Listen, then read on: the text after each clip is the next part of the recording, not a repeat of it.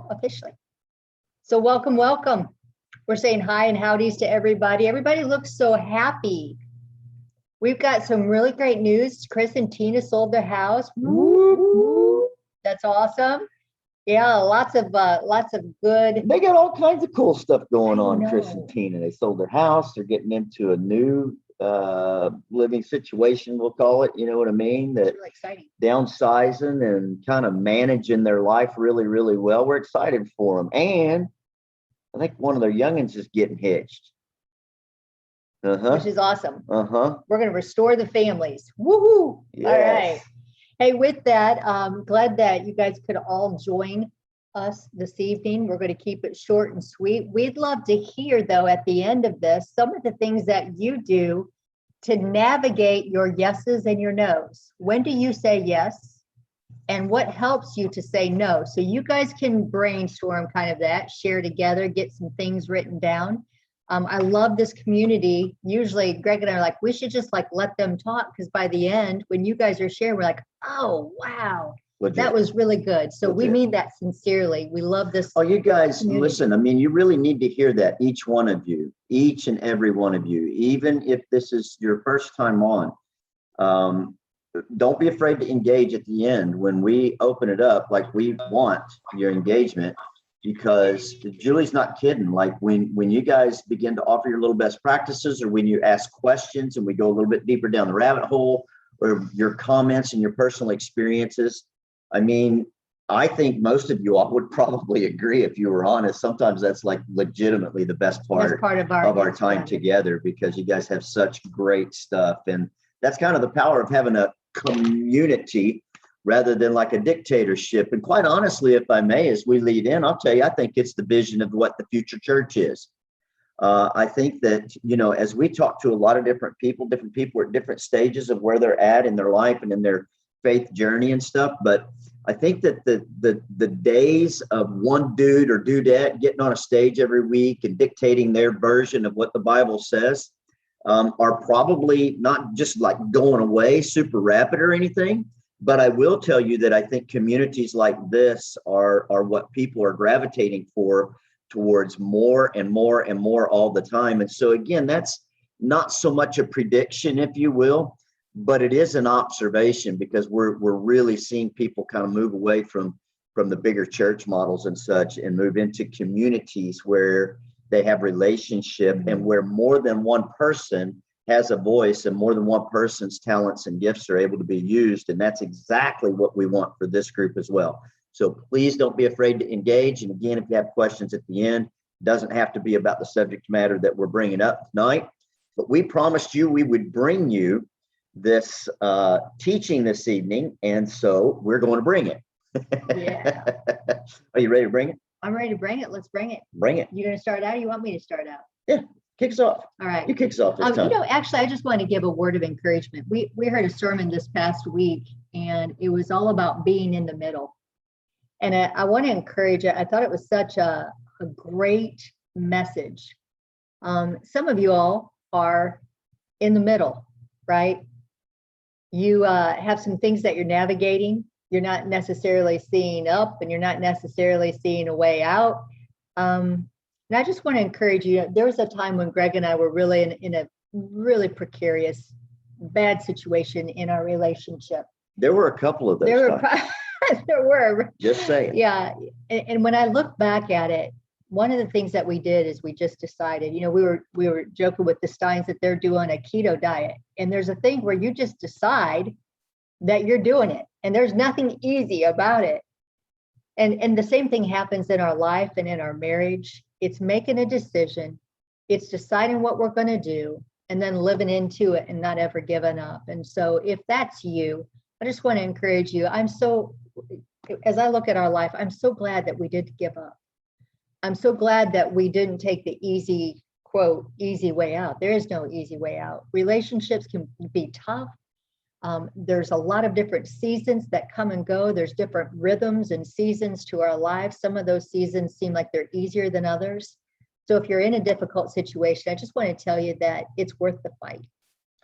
Yeah, it is. And there's power in the decision. There really is. This is just the intro. It's not really the lesson, Yeah. but it does relate. There is a lot of power in the decision. The worst place in the world to be, the most miserable, uncomfortable place, is in between. Yeah. You know what I mean? In between a decision in particular. And I just think that, you talked about, for instance, keto. I used to use tobacco. I never smoked, but I dipped tobacco for years and years.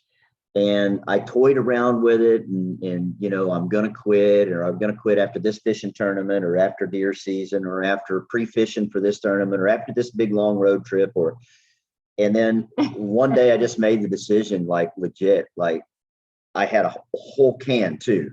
So it was a great time to make that decision, actually. And I'm like, I'm not going to wait until this can is done. I'm going to quit right now because it's what makes sense. And I'm tired of kidding myself. And when I made that decision, I put it down. I never picked it up again. And there were moments where there was temptation, but I will tell you that the most difficult place was getting to the place of actually making the decision and being firm on that. And as we're talking about relationship for us, when we've gone through a lot of different seasons in our marriage, but when we reached a place where we're like, there is no turning back. We are going to make it. If we kill one another in the process, it's all good. We're still going to make it. We're not going to give up. And when we did that, it made all the difference, because then we're committed to something. There's a finality to it. And then we begin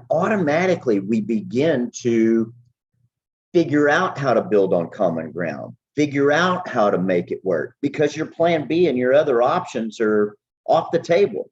So for whatever reason, the Holy Spirit prompted you to bring that particular topic up as we open up this evening. I would just encourage you, again, we've moved multiple times. I remember one time when we had moved and taken a promotion, and things did not work out. The company didn't come through and do everything that they said they were going to do. And I was entertaining going back because I was really happy where we were before. For almost a year. Yep.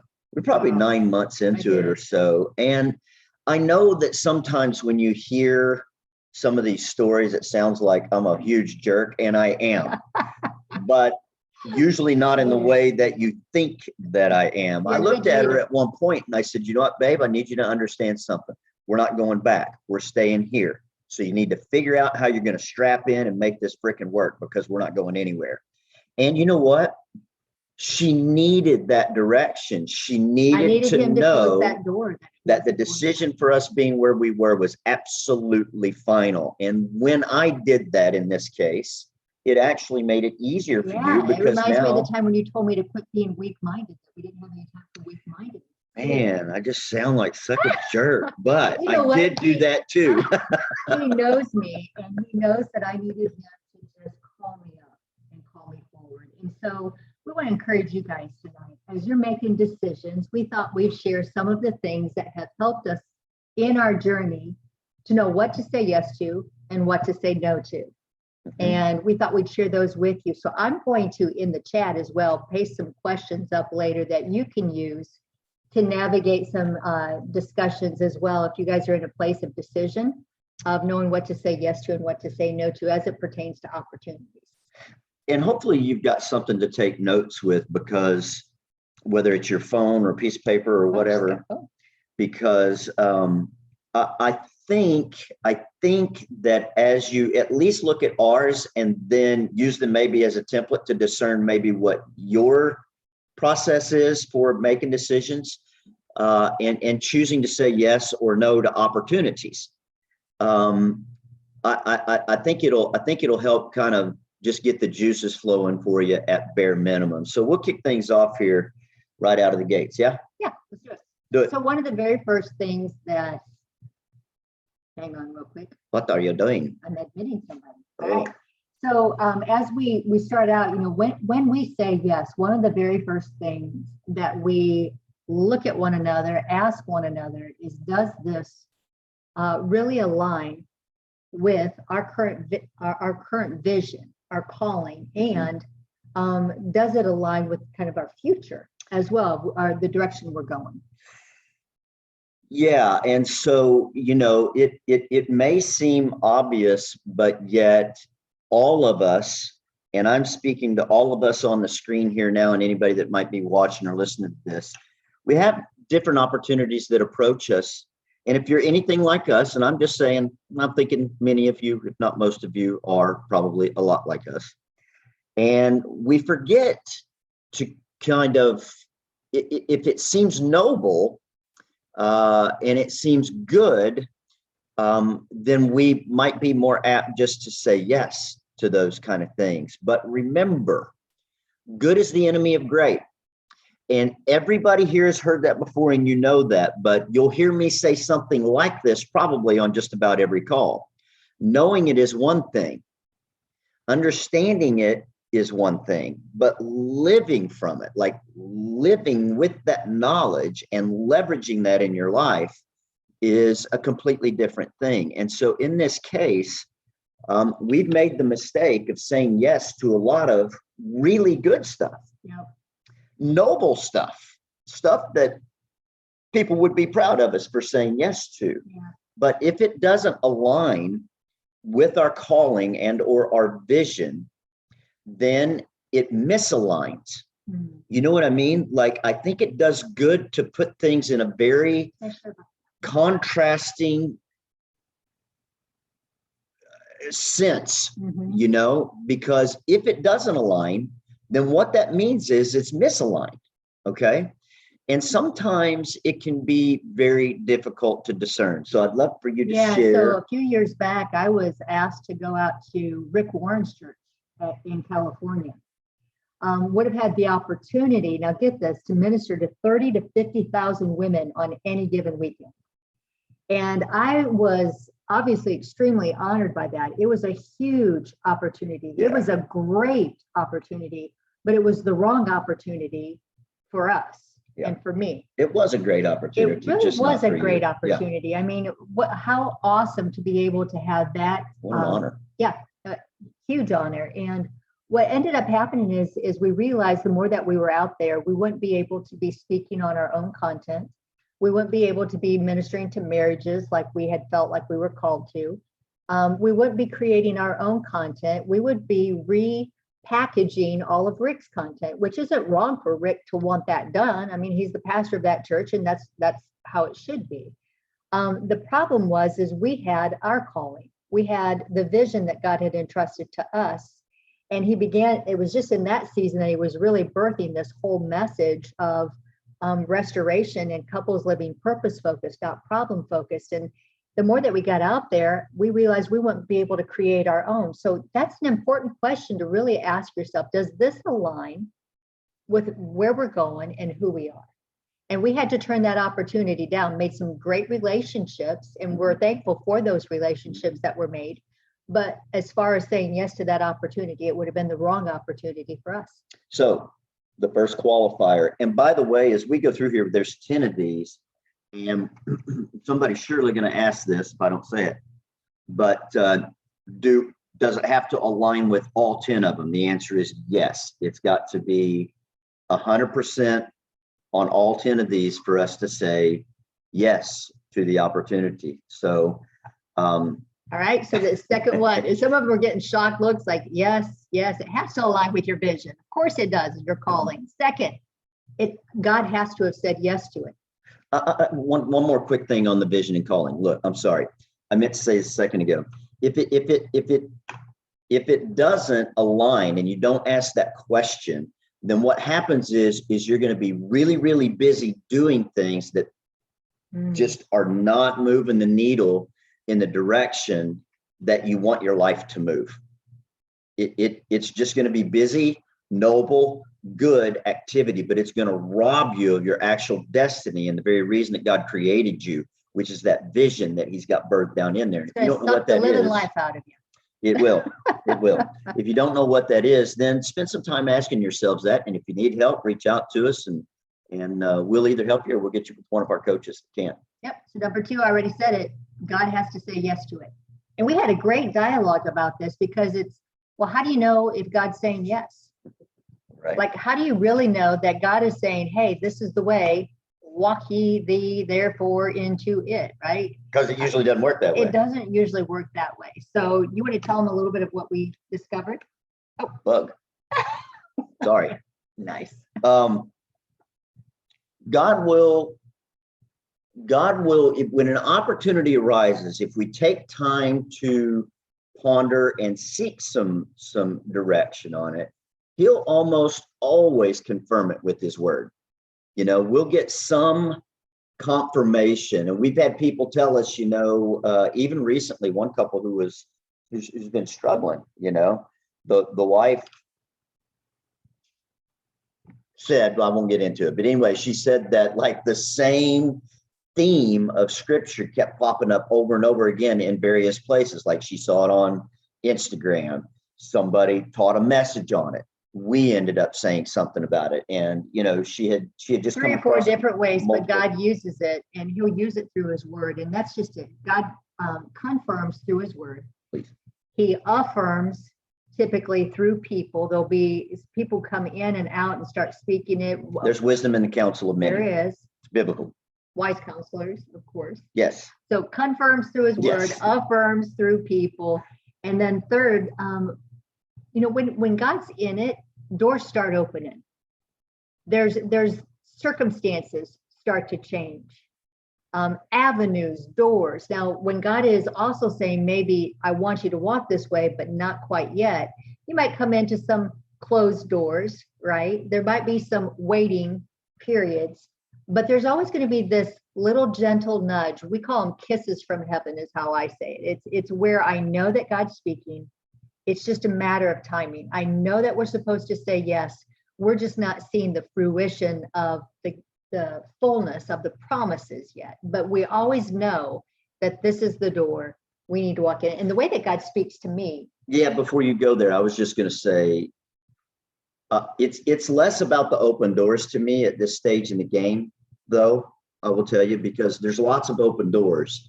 And I think that the problem is sometimes, if I may, is that for people like y'all, you're talented and gifted, and most of you have a lot of leadership skills. And so you don't have a lack of opportunities. If you do, it's because you're not putting yourself out there, you know? And so so yes, there will be open doors, but God confirms it, I think, through those other things first, more so in our life. And then you were going to talk about. Yeah, you know, so I don't know if you guys have multiple kids or not, but like for us, all of our kids communicate differently. Oh, yeah. And so I think that God does the same thing with us. Like he speaks to me in these one-liner fashions. They're usually very poetic and short and concise. And it's just boom, boom. And I know, and there I go. For you, it tends to be more of like this inner knowing or intuition. Yeah, he speaks to me through my intuition. In fact, I've often said that, you know, prayer is when we talk to God, intuition is when he talks back, because I believe the Holy Spirit speaks to us through intuition. I saw somebody like, wait, what did he say? I said, prayers when we talk to God, intuition is when he talks back. In other words, he replies to us. Now, we can't just take that and leave that unattended. You know, it's got to align with this word, you know, and all the other things as well. It's always under the authority of the Bible. But he does confirm in me with a knowing, like he gives me a Holy Spirit knowing. In saying that, as we go through this list, we're going to come to maybe 1 or 2 of these qualifiers that we'll give you a little bit more explanation on that have caught me off guard a couple of times. So number 1, he confirms through, does it align with our vision? 2, do we know that God said yes? And then we did a little addendum there of how do we know whether he is the one that's saying yes or not? And then number 3. Number 3 is when you can make a significant impact or advance the kingdom and it aligns with your strengths. Boy. So, you know, sometimes people will say, well, we're not called to ministry like you guys are. That's okay. You're still kingdom people. You're still making it. Most people aren't called to ministry like we are, quite honestly. So it's the job place. It's the the calling of your gifts, like those, wherever you're being placed, whether it's being a teacher, a chef. I used to say, if you knit to the glory of God, like wherever you can use your gifts and your talents and your strengths and advance the kingdom. And it's a place where you know that you can make a difference and you feel that inkling in your spirit, man, there'll be an excitement that starts to take place. So again, I'm going to read that one more time. Number 3 is when we can make a significant, I underline significant, so I'm emphasizing significant impact or advance the kingdom. Yep. Because there's been many times where many of you will have opportunities that come to you, and they may or may not allow you to make a significant impact or advance the kingdom. Yep. Number 4. Number 4. We say yes when we know that we can grow and learn as well. Like we want to, whether it's a situation that's going to stretch our leadership or whether it's a situation that's going to grow. It cause us to learn and grow. Yeah. Robert Kiyosaki said in, what was it? Rich Dad, Poor Dad, his most famous one. He talked about working not for money, but working for the experience. And so again, I think that's a really key thing when we say yes to opportunities. Is there opportunity for us to grow and or learn? And learning is growing. And so again, that's pretty easy one, doesn't need a lot of explanation, but right? Yep. Okay, cruise on. All right. Do I get to say all of them? Number 5. Okay, number 5. I'll say number 5. I want to do number 5. When it moves the needle financially or spiritually or relationally. In other words, does it align with our priorities? That would be, I would want you to have both of those sentences if you had one of them. So does it move the needle financially or spiritually or relationally? And then lastly, as a part of the same qualifier, we consider, does it align with our priorities? Because the thing is that our priorities change in different seasons, you know? And so is this where we were going to talk about? Yeah, I think that this is, we came into an anomaly. We had one that passed the test on all 10 of these, by the way. But as we were moved forward, we realized, oh, whoops, that was a faux pas. You know what I mean? And so go ahead. Well, we had an opportunity to work with an organization locally. And what we realized is God has what would have been a great opportunity, maybe even 4 or 5 months ago, right? Definitely a year ago. A year ago. What we were saying yes to something that seemed really awesome. It marked all of these with the exceptions of it didn't match our priorities today and in the near future. So where God has called us is more nationally. It's not that we're not involved locally. So, and it's not that being involved, like we want to be involved locally, but we can't be so involved locally that it takes us away from the national scope. I'm not really saying it very well. Here's the deal, guys.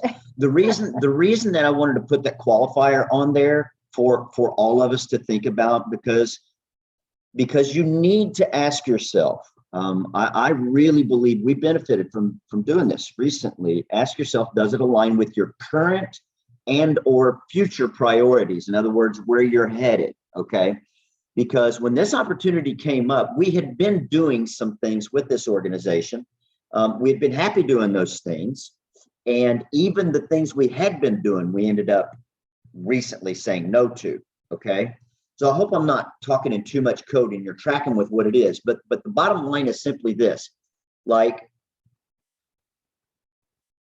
we were approached and asked, would we take on additional responsibilities? And we're like, yeah, that's a no-brainer. I don't even have to pray about it.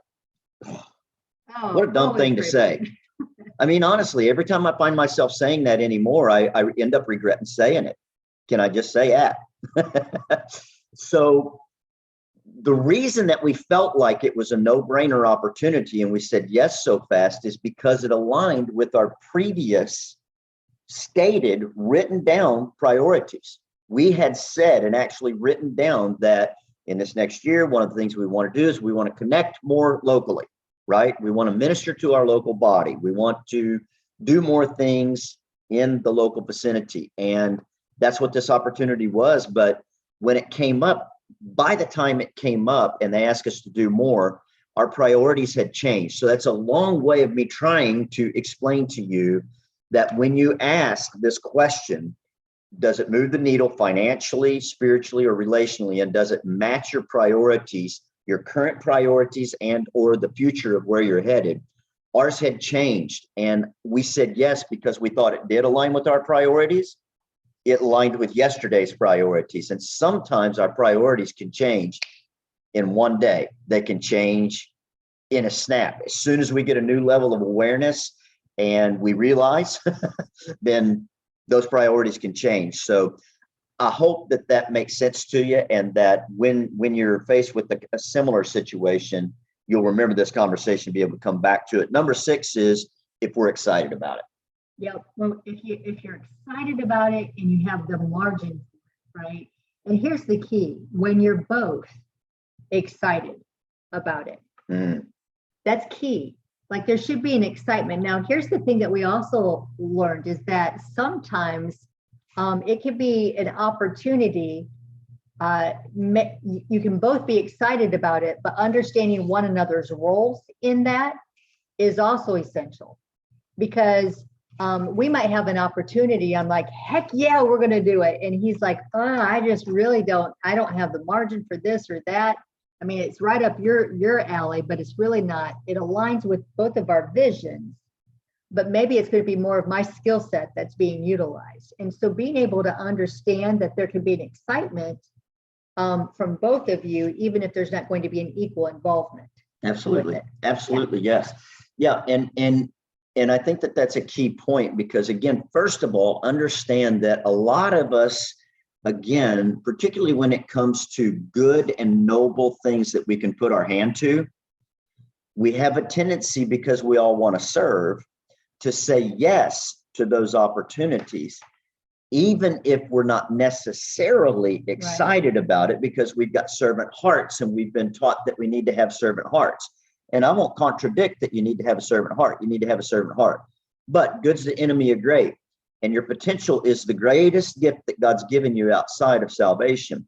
So one of the ways that we manage that well is the same way the dudes or dudettes, I'm thinking they were dudes, in the parable of the talents, like they leveraged it. And if it's true that good is the enemy of great, and it is, if you're not excited about it, and you know what I mean, it's going to drain your energy, then it's probably something that, at least for us, it's definitely something we're not going to put our hand to right now. Yeah, we just had an opportunity last year again too, that, oh my goodness, like we were both excited about People would be running over one another to get to this opportunity too. When it was first presented, we were like, yeah. And I am the person who is like an optimal person. I overcommit very easily. Greg always helps to harness and remind me of the real things that are involved with it. And this time though, we were both excited about it, but I started going, we don't have the margin for this. Like the time frame and the pressure of when they wanted it to be done. It was actually me this time that was saying, baby, I am really like, yes, but I'm concerned. I just there was feel a like check in your spirit about it. And this, we don't have to talk in code about this. It was opportunity to produce a weekly, basically television show with an organization that has a pretty big followership. I mean, lots. And it was passing all the tests. We were excited about it. We thought, man, will we ever grow and learn? And we want to do a TV show for marriage and family. And so it was just like, thank you, Jesus, you're opening up circumstances and doors are opening up. And then all of a sudden I'm getting this check in my spirit going, something isn't right. We don't have a margin for it. I mean, that's what it boiled down to. We were kind of excited about it, but then when it got down to actually producing it and putting the content together and doing something with excellence, and things of that nature, we're like, we don't have the margin to be able to do this and do it with excellence. It's going to be a real pain in the rear. So you want to, keep that one in check as well. Do you have the margin, and are you excited about it? Yeah. What's next? All right. So number 7 is, do you love the people who are leading it? And do you want to build a relationship with them? I think it's so key to recognize who you want to hang with. You know, it's been said that you're the sum of the 5 people, right? That you hang out with. So who are you hanging with? Are you enjoying it? Is it bringing you life? It's very important. Yeah. What would you add? You were going to say something. I think it's a great qualifier that sometimes we can let slip through the cracks. You know, I'm just telling you that I believe that it is really, really important for you, as much as it is for us, to really enjoy and love the people that you're working and that you're volunteering and that you're serving with, or, you know, that you're taking opportunities with, because there's so much drama in the world. I would say, I want to say so much drama in the world today, but I could have said that yesterday and I could say it again tomorrow and it would still be true. So it's not particular to today. It's just that it's a true statement. There's a lot of drama. And people, when you're around people and serving with people and serving under people, if you will, that you don't really love, and that you don't enjoy being around, it weighs on your spirit. And there are times in life when we have to do that. Sure, But what we're talking about is a decision-making process where you're choosing whether you're going to say yes to an opportunity or whether you're going to say no to an opportunity. And so, for goodness sake, be around people that give you energy, you know, and that you give energy, right? Because you'll be able to accomplish great things together. It's very, very difficult to accomplish something great with someone that you don't even particularly like being around. Fair? So 8, 9, and 10 actually all kind of go together, They do. very similar. So you love the people who are leading it and you want to build relationship with them.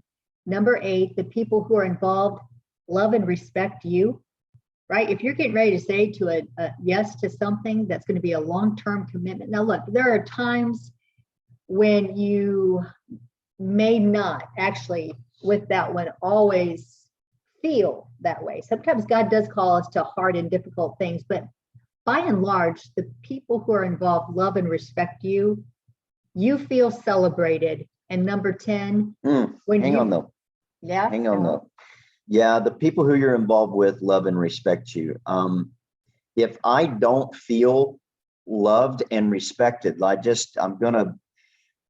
want to encourage you, if you're in a situation right now where you're forced to work in a situation where you don't feel loved and respected, I want to highly encourage you to begin to pray about how to get the flip out of that situation. I'm just telling you, I've never seen anything good come out of it.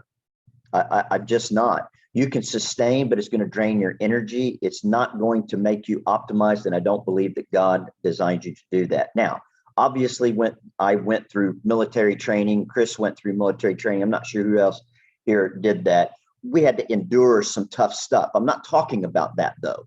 What I'm talking about is you making a decision to either work at your job or whatever it is you're doing, or volunteer and serve with people where you do not feel like you are loved and respected, because it's going to cause drama in your life. And the reason is because it's going to cause a little tape to start playing about how they don't love and respect you. You know what I mean? And that energy is going to transfer. It's going to transfer. It's going to come through in your work. And as hard as you try to do your best, it's still not really going to be your best, because it's outside of your design. And I've just experienced it enough in life that these days we're involved with several different communities. And there are a couple of those communities that at this point I very much hold at arm's length, and some of them that I completely crossed out of my life because I don't feel loved and respected. And that's not because you're mad or bitter. It's just it has nothing to do with that. It's a matter of where you can have the greatest impact. It's a matter of using yourself and leveraging your gifts and talents in a place where they are appreciated. And if you are doing that and they're not appreciated, I feel like it's kind of like casting your pearls to swine or throwing, sowing seeds out in the middle of the street, so to speak. You know, it just doesn't make good sense. I think the only reason why I hesitated, guys, Why do you hesitate? I hesitated because I don't think Jesus felt like he was being celebrated.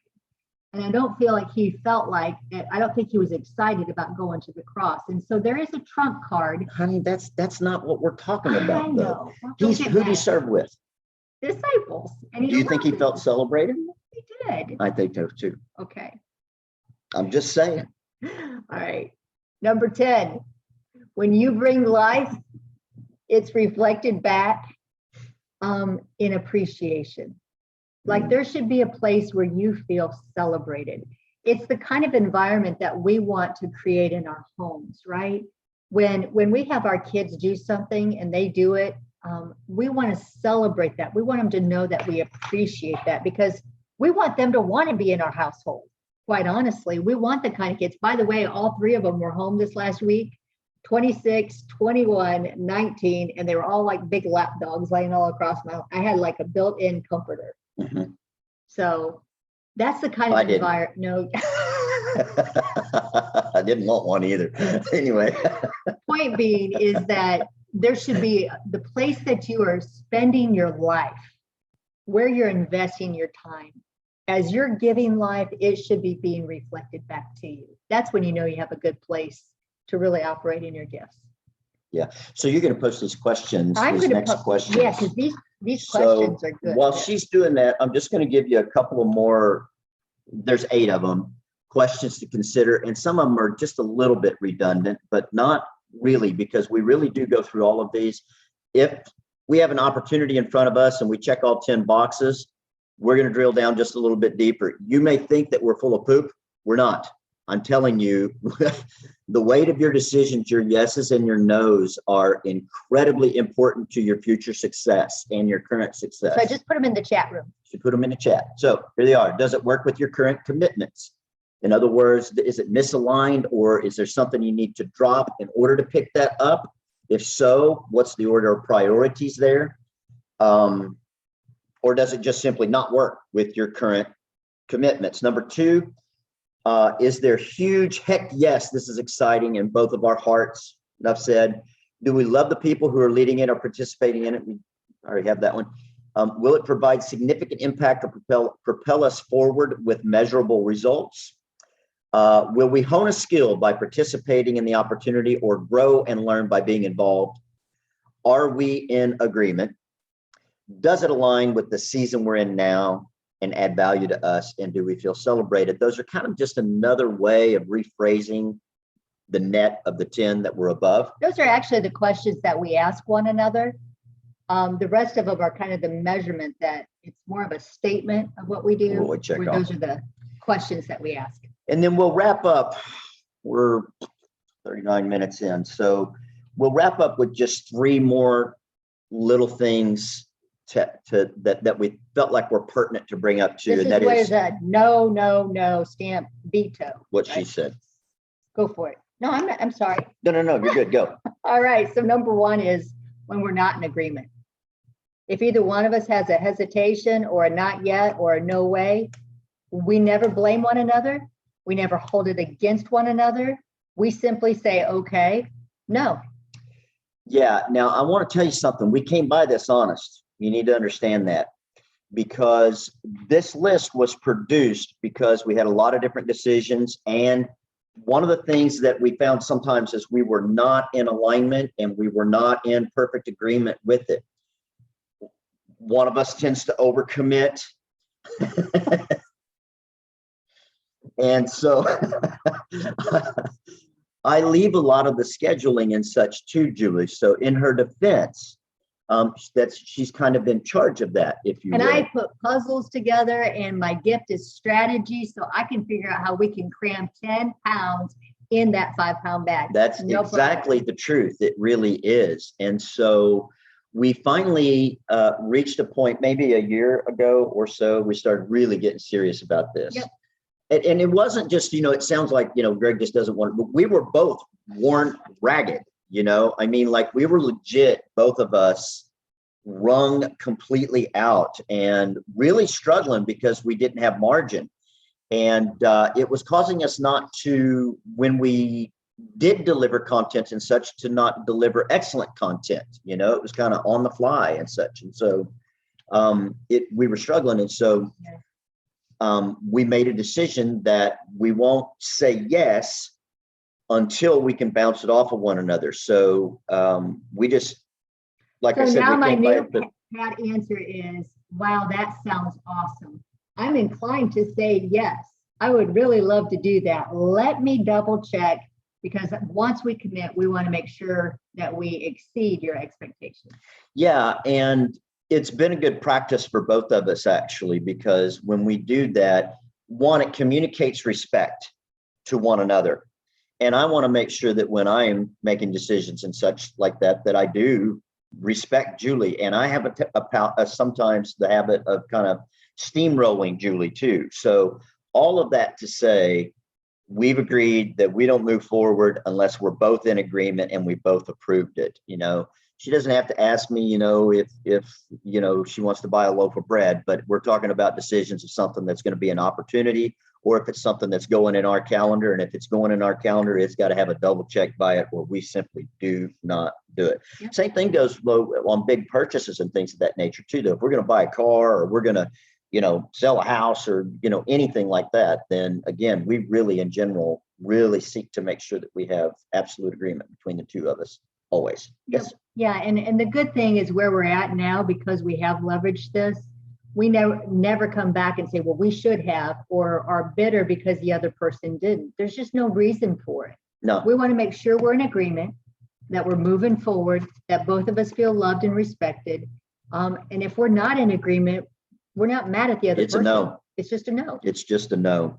The second one, when we say no, is when it distracts us from our vision. Now, that may seem redundant in comparison to, you know, when you think about all the things that we say yes, but again, it puts a strong exclamation point. Like, we ask ourselves, does this distract us from our vision? And you would be amazed, when you leverage this list that we went through this evening, how many times we have gotten through this list and then we're like really thinking about it, and it's like, oh, you know what?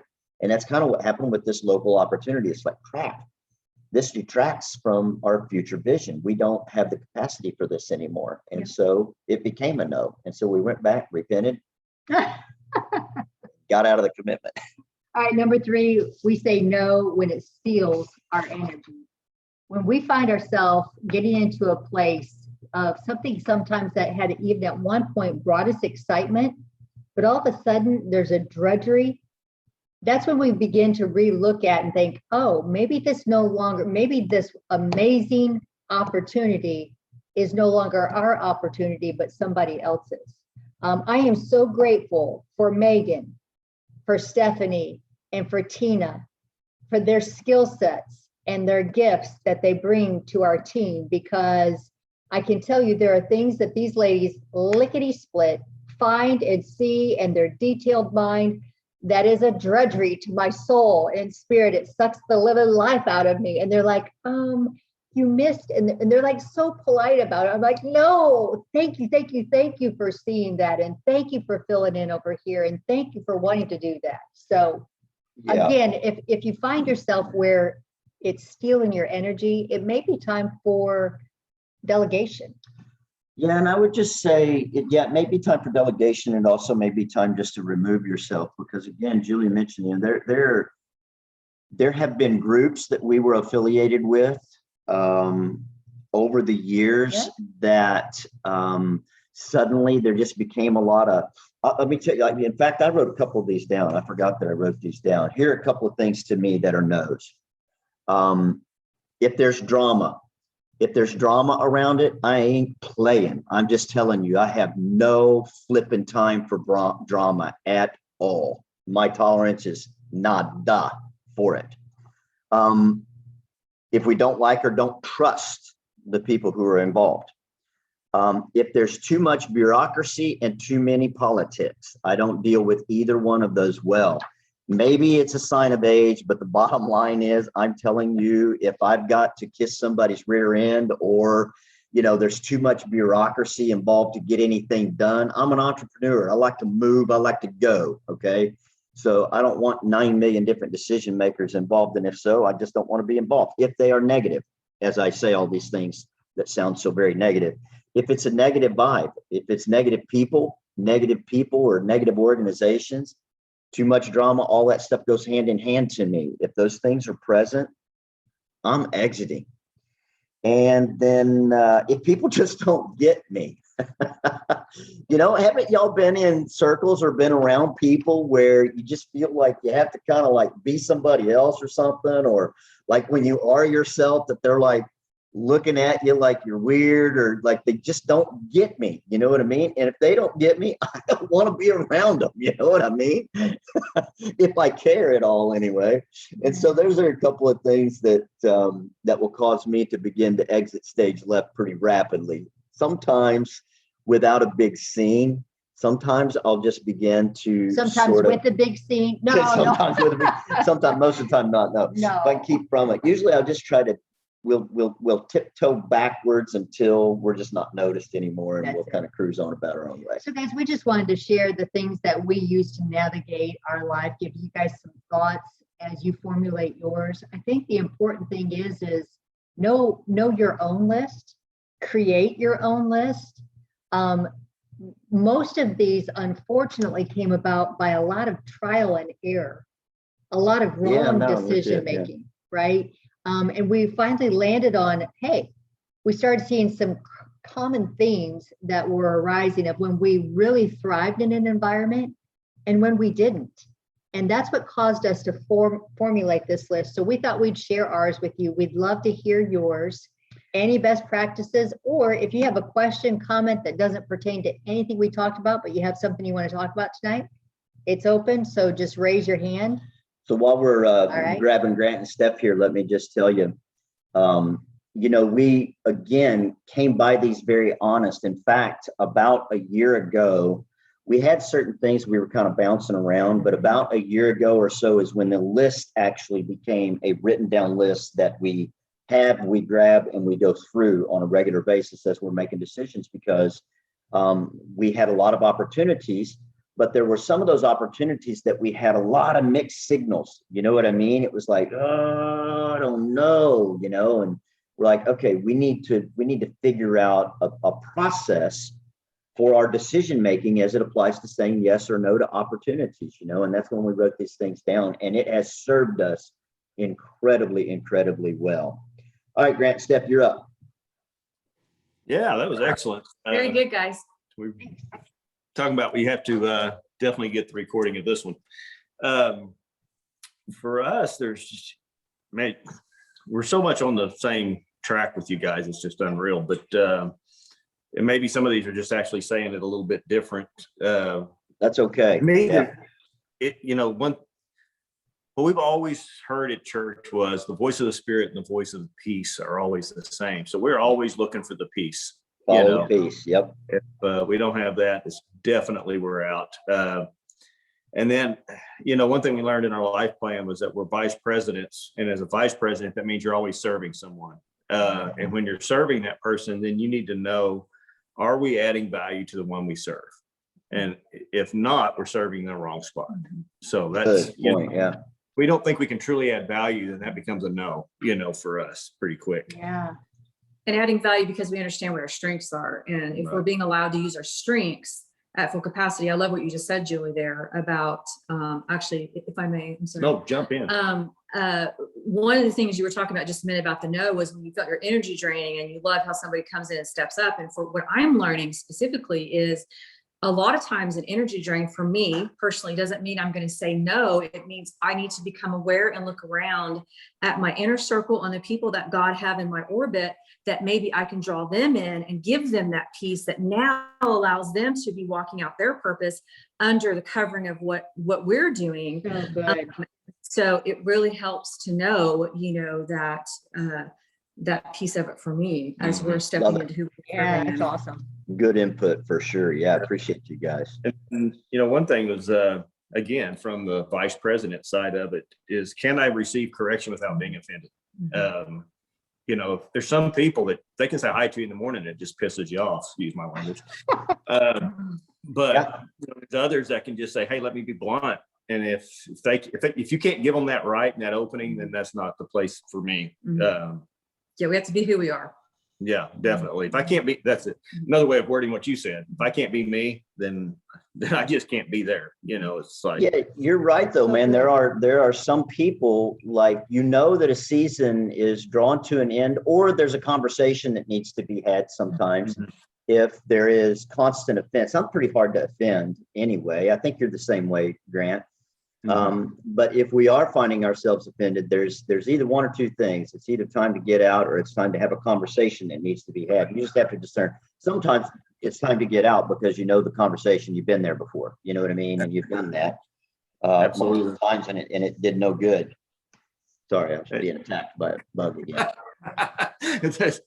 No CMs are out. You know, I think one of the last ones I put down was just, is there enough joy to endure the process? You know, Jesus endured the cross for the joy that was set before him. So if the vision isn't like, wow, I mean, just really turns me on, then I know I ain't going to have the energy to finish. So I think that's a good point. That's so good. What great thoughts, guys. Thanks for sharing them. Steph, your hair looks great. Yeah, it does. I noticed it too. Yeah, I just got out of work, so that's why it's fixed. No, it looks lighter. I mean, it just looks really awesome. I think it's the light or something. I don't know. Or it was just being maybe all that sunshine. Maybe it's from Florida. I think you got sun bleached in Florida. That's They were what I just think. down here, and we saw alligators, and we saw manatees. It was awesome. It was awesome. Good And we sense saw of Grant and Stephanie. Oh yeah, well, of course, yeah, That had to be awesome. that was awesome. Thanks, guys. Thank you, guys. All right, anybody else? Any thoughts, questions, comments, either about tonight's call or something else? Yes, Joseph and Megan, you're up. Megan. So I know that you mentioned it, but what just keeps coming up is margin.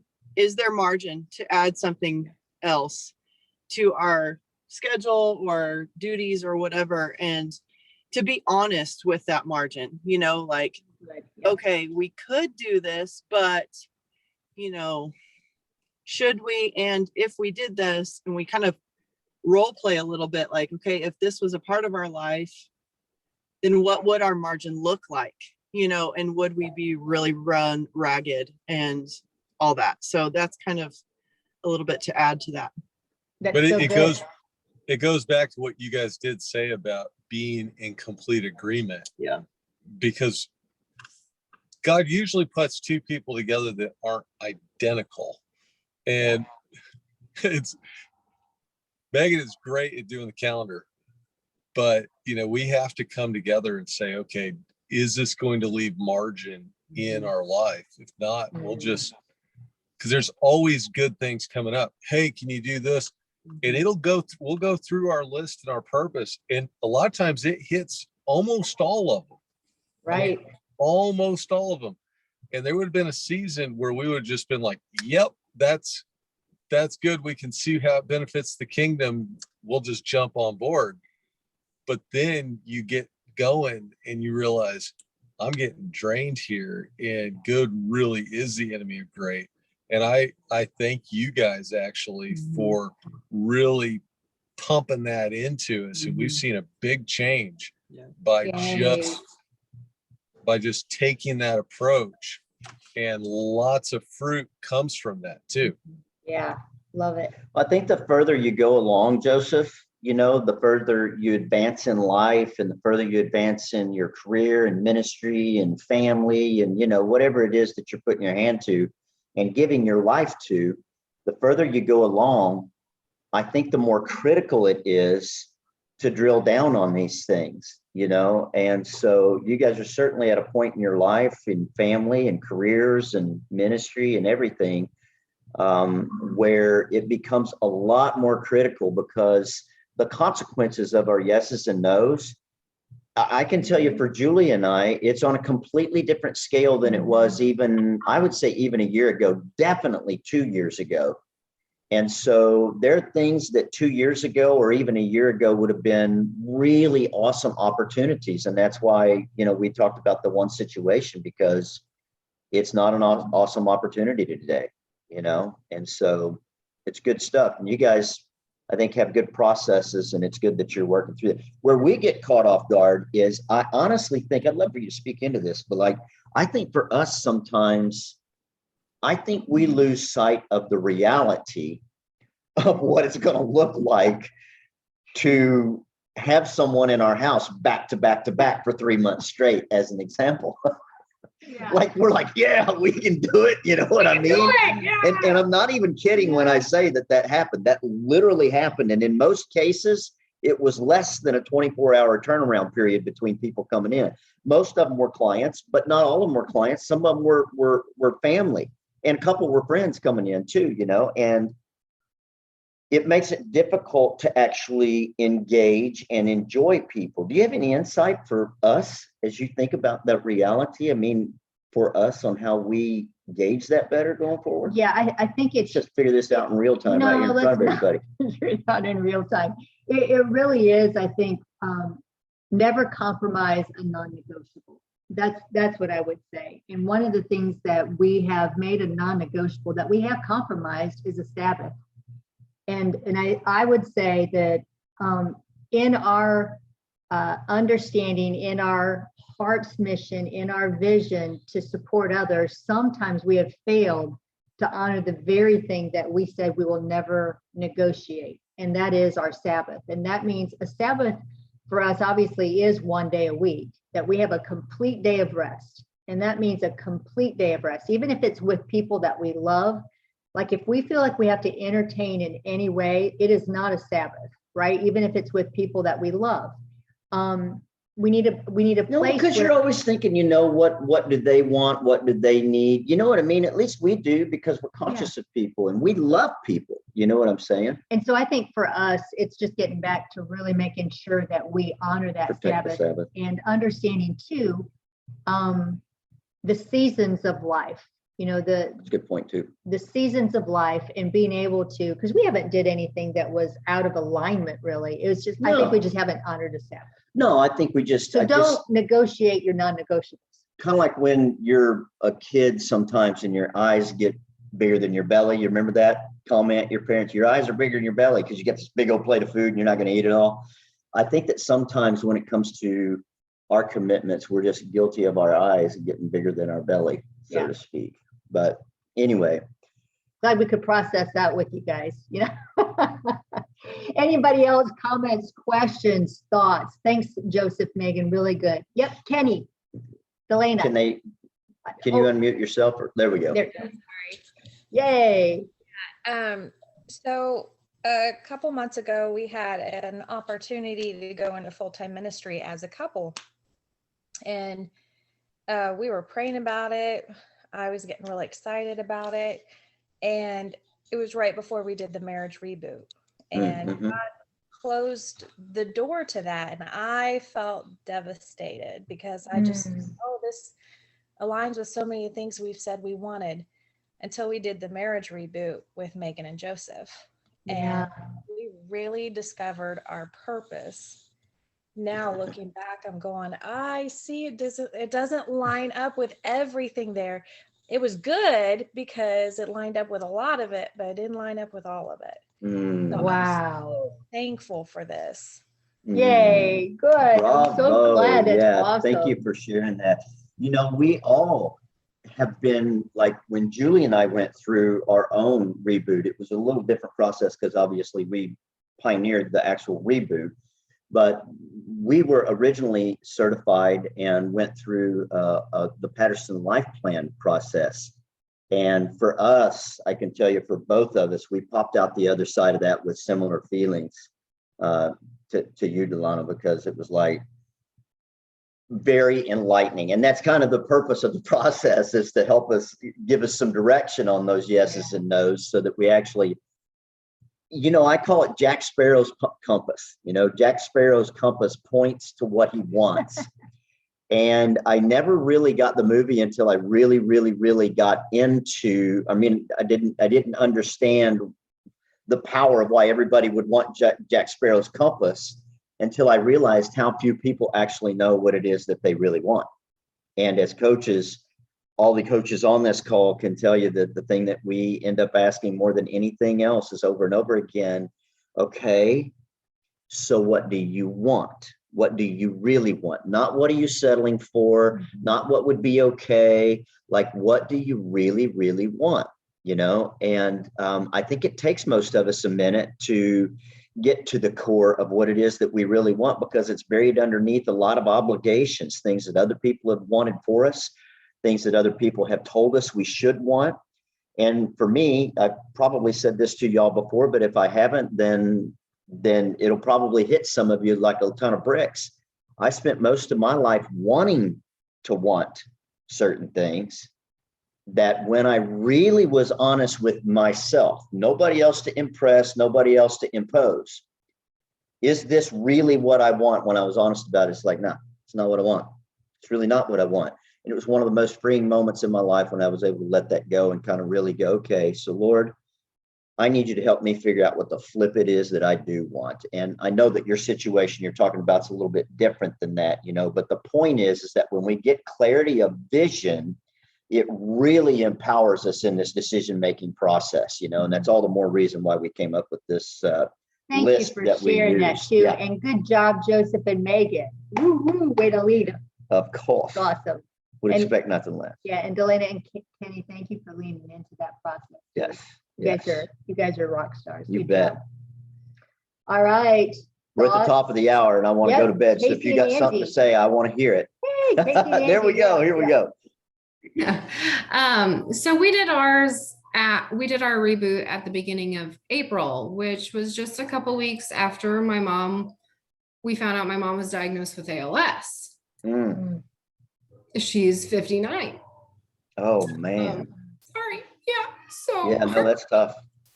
so it's our vision that we decided on. I was going through a lot, or our purpose, and does that match up with our season currently? And what do I want, or how do what I wanted needs to change now? Mhm. So how do we agree upon things that way? Mhm. Yeah. Mhm.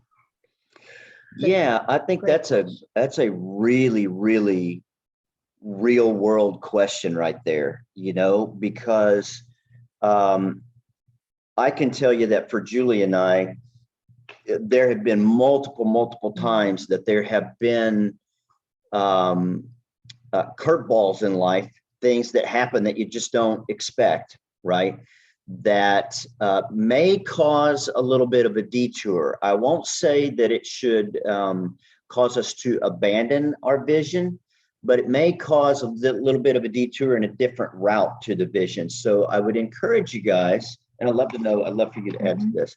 I would encourage you all just to really first assess the reality of what is required of you as it applies to your mom and what it is that you want to do, because there's a lot of emotion sometimes too when we get something like that, and emotion can cause us to compromise our decisions and cause us to make some decisions in the temporary that will affect us in the long term that are not necessarily good decisions. Okay, so I want to encourage you to be cautious with any decisions that take you off point to your vision. Right. And maybe just you tapped me. Did you want to say something? I do. I have, but go ahead. Well, it made me kind of lose my train of thought. I think I'm what I was sorry. driving at is be cautious of the emotion around it, because it's very real and Right. it's apropos that you would have emotions around it. But I would not say that it should cause you just to completely abandon, again, maybe detour. And You might have to sometimes- modify, and, right? and sometimes when we're emotional about a curveball that has happened, like a diagnosis with a parent or a child or something like that, in our emotional state, we may oversteer just a little bit. So again, I'm not trying to dumb down the realities of what you all are facing. I'm just throwing you some caution flags on your road as you're journeying through this, to be careful not to oversteer too much either. You know, there's probably things that, one of the lessons that we taught not too long ago was don't let what you can't do. Okay, so go ahead and Yeah, teach it the them. two things as you were saying that, don't let what you don't know stop you from remembering what you do know.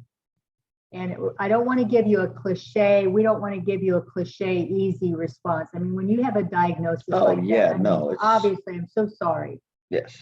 But in all of that, or I should say with all of that, not but with all of that, I think it's all the more important not to make emotional decisions, but to go back what you really do know. So what do you know? What did you discover in your reboot retreat? Those are the things that when there were no distractions, your emotions were not maybe being as involved. Compromised. What did you discover?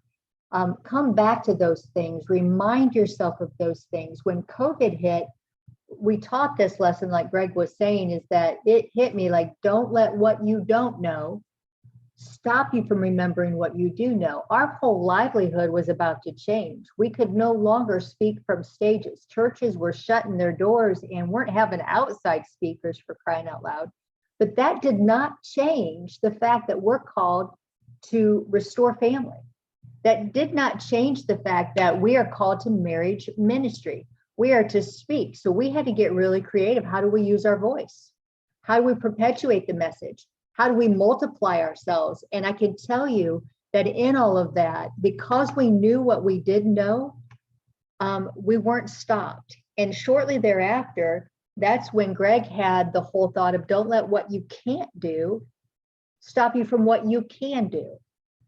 And so, not to give you just a quick, No. answer. It's not, though. It's not a quick, easy answer. But when we get in difficult situations like that, it's really easy for us to fall into that rut of what we don't know because we're confused and there's a lot of unknowns and uncertainties, and focus on those things. And then what we can't do. Well, now we can't do that.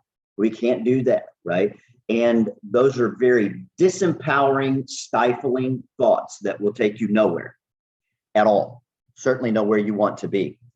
But when we flip the script on the enemy, who knows you well and knows and tries everything he can to get you out of alignment and off of the path that God has for you, when we put him at bay by asking ourselves, okay, so there's a bunch of things I don't know. What do I know?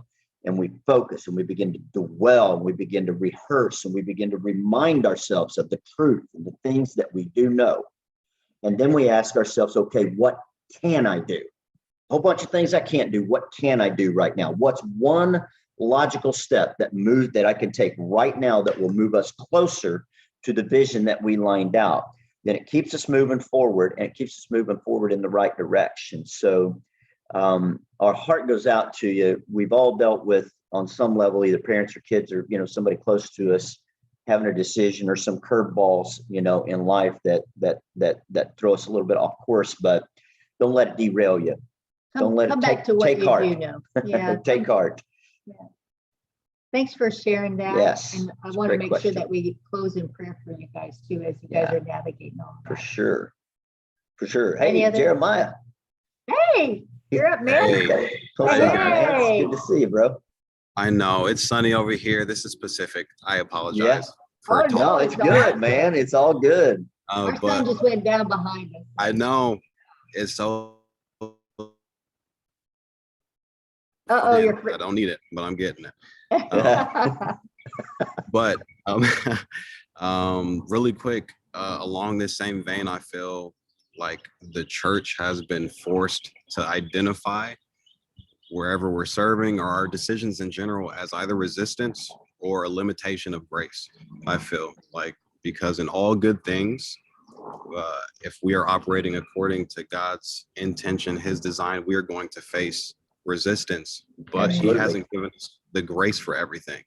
Right. And I Right. feel like that's a pitfall that the church has experienced, and especially considering the pandemic and everything.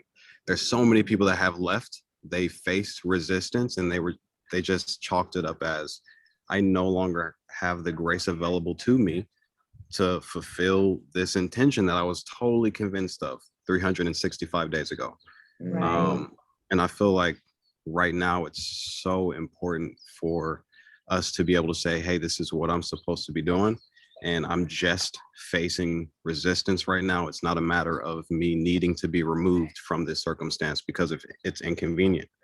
Right. And I've faced it so thoroughly during this process as I've been surrounded by people that I love that have like left, they're gone.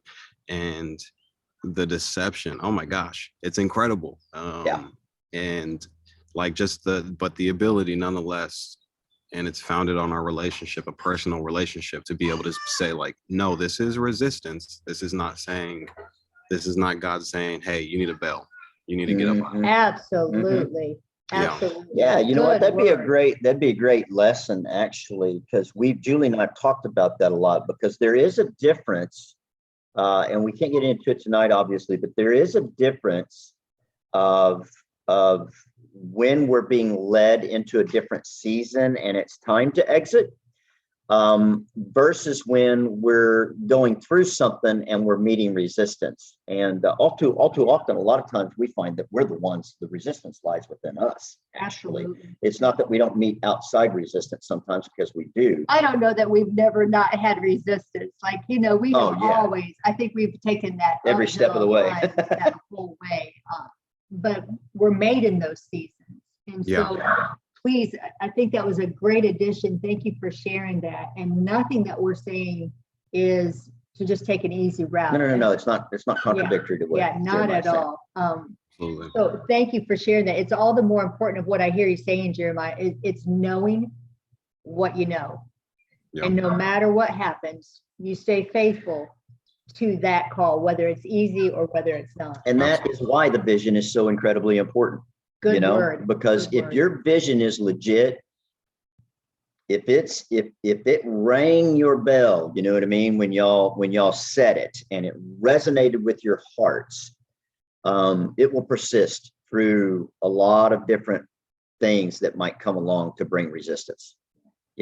So yeah. I give that pretty bride of yours a great big hug. We're still trying to get together with you guys, so we're gonna make that work yet. Thanks, Jeremiah. Thanks for your word. All right, guys, we are now about 15 minutes past the hour. If somebody has a comment, in other words, if somebody needs to leave, you're welcome to leave. You're not going to offend us. But if someone else have a comment or a question, you're welcome to bring it up as well. We'll wait just a second here to see if anybody jumps on that. Give it a second.